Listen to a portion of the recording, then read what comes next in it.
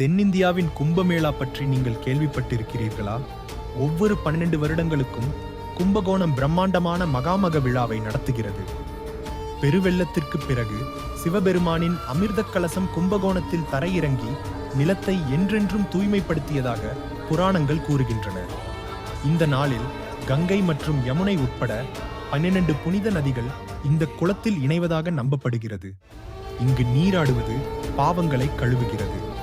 பெரிய கோயில் ஊர்வலங்கள் தெய்வங்களை புனித குளத்திற்கு கொண்டு வருகின்றன. ஆயிரக்கணக்கான பக்தர்கள் பிரார்த்தனை செய்கிறார்கள். வியாழன் சிம்ம ராசியில் நுழையும் போது மற்றும் சூரியன் கும்ப ராசியில் இருக்கும்போது மகாமகம் ஏற்படுகிறது. இது ஒரு அரிய ஜோதிட நிகழ்வு.